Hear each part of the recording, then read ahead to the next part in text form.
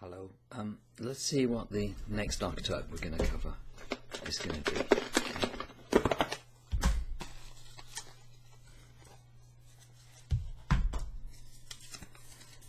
And the next one is fire and water, which is the Fool.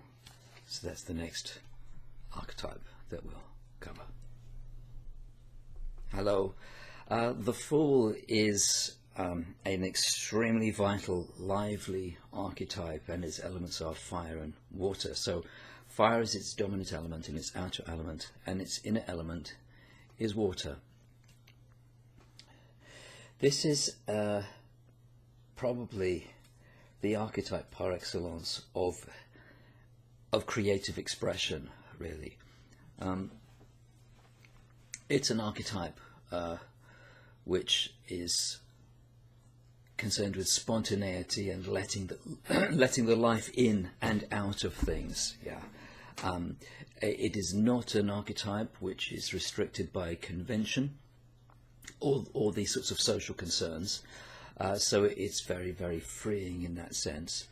And some amount of it is probably very necessary for any kind of loosening up of things and for actually bringing about a sort of like a creative environment. You need some Fool in there somewhere.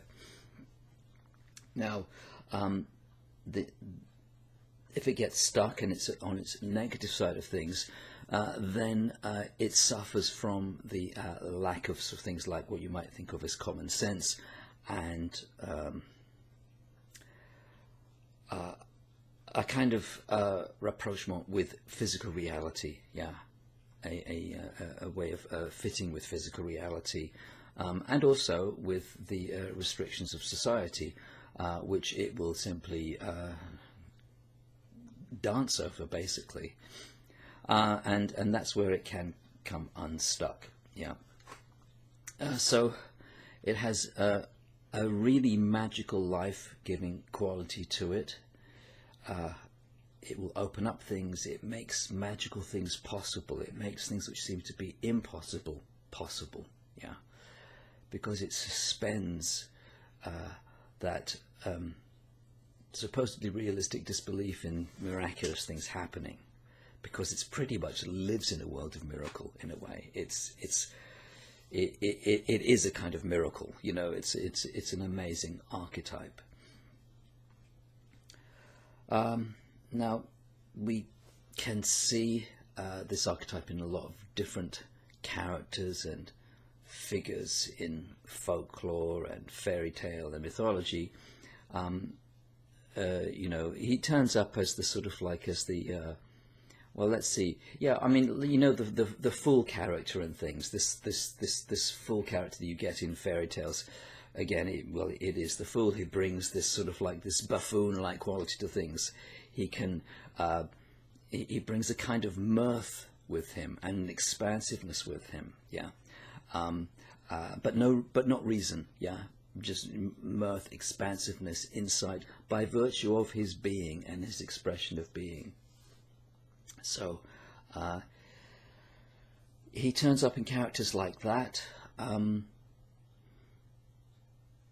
He shows you truths unvarnished. He opens your eyes to things which everyone is saying don't exist. So he's very, very important in that sense.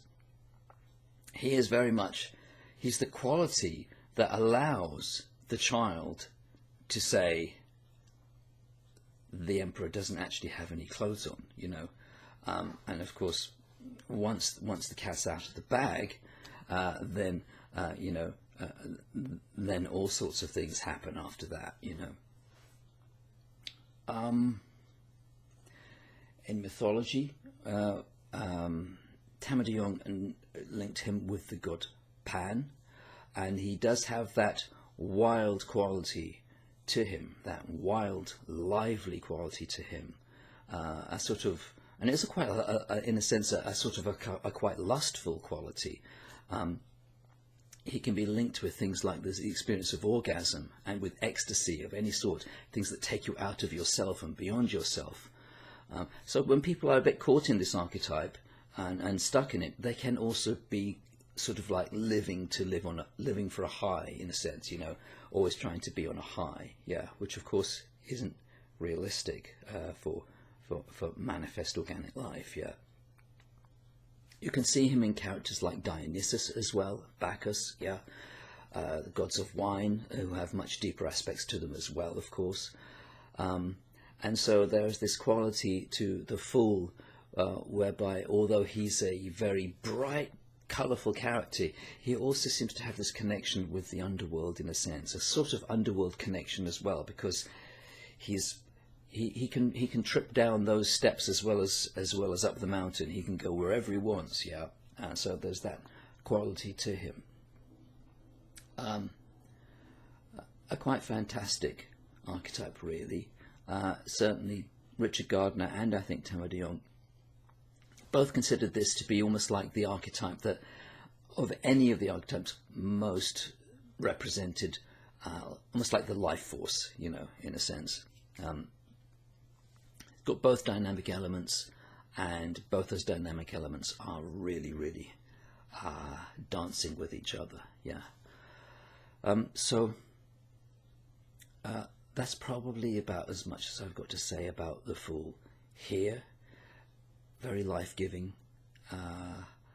can be very chaotic, introduces the unexpected into things, can be a bit of a rough ride at times, because he is careless as well. It's a very careless state of consciousness, but that's also part of its virtue, the fact that it lifts you out of any kind of care, and it alleviates the restricting qualities of too much worry, too much care. There's definitely no worry in this archetype, yeah. So it can be very liberating, but requires some balance as well for it to really be lived properly, and probably support as well for it to be lived. But that's the Fool. That's what I have to say about this chap. He is quite irresistible in his own way, and see what you think of him.